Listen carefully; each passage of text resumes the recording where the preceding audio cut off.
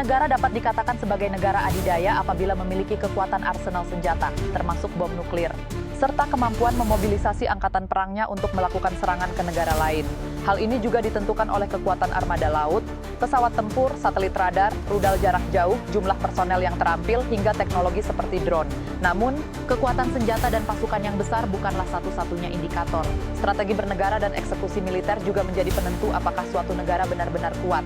Mari kita ambil contoh Israel, sebuah negara kecil yang dikelilingi oleh 18 musuh abadinya. Bukannya melemah, Israel justru terus melakukan ekspansi tanpa ada satupun negara yang mampu menghalanginya. Apakah keunggulan Israel hanya didukung oleh persenjataan canggih dari Amerika Serikat? Ataukah Israel memiliki rencana besar, Grand Plan, untuk menguasai wilayah dari Sungai Nil di Mesir hingga Sungai Tigris di Irak dan seluruh wilayah Yordania di selatan? Bagaimana Israel mampu mengalahkan musuh-musuhnya dengan strategi seperti flanking attack dan leapfrog? Kita akan membahas salah satu langkah besar Israel, yakni rencana untuk memberikan pukulan telak kepada Iran. Dalam 1 tahun terakhir, Iran dan Israel saling menyerang menggunakan rudal jarak jauh dan drone. Namun, keduanya tidak melakukan serangan darat secara langsung. Sebaliknya, Iran mengandalkan kelompok proksi seperti Hizbullah, Hamas, dan Houthi. Mengapa kedua negara ini tidak menggunakan mesin perang yang lebih merusak seperti jet tempur atau pesawat pembom?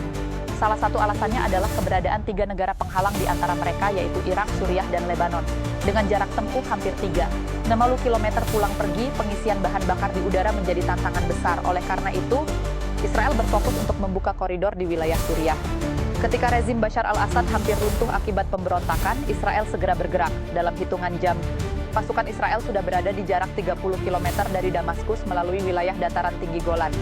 Hal ini menunjukkan bahwa Israel telah memiliki rencana matang dan berlatih bertahun-tahun untuk skenario tersebut.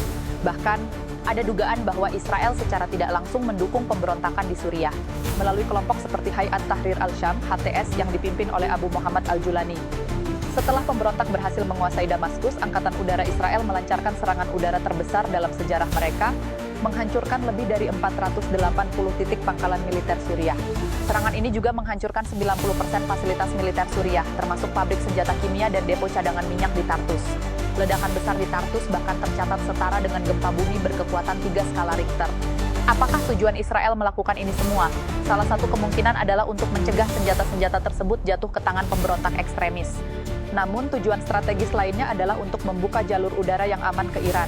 Dengan menghancurkan sistem pertahanan udara Suriah, wilayah udara negara tersebut menjadi lebih aman bagi Israel untuk melakukan pengisian bahan bakar di udara. Hal ini memungkinkan jet tempur seperti F-35 milik Israel untuk melancarkan serangan preemptif ke pangkalan nuklir Iran. Dengan wilayah udara Suriah yang kini lebih terbuka, Israel memiliki keuntungan strategis untuk menyerang Iran. Presiden APS Joe Biden bahkan pernah menyatakan dukungannya untuk menyerang pangkalan nuklir Iran. Di sisi lain, Iran terus mempersiapkan serangan melalui kelompok proksinya seperti Houthi di Yaman, yang kerap menyerang Israel menggunakan drone dan rudal jarak jauh. Semua ini menjadi bagian dari ambisi Perdana Menteri Benjamin Netanyahu untuk membangun Israel Raya, Greater Israel, yang mencakup wilayah Irak dan menghancurkan kekuatan musuh-musuhnya, khususnya Iran. Pelajaran apa yang bisa diambil oleh Indonesia dari situasi ini? Mungkin kita perlu menganalisis bagaimana strategi militer, diplomasi internasional, dan aliansi strategis dapat digunakan untuk memperkuat pertahanan dan kedaulatan negara.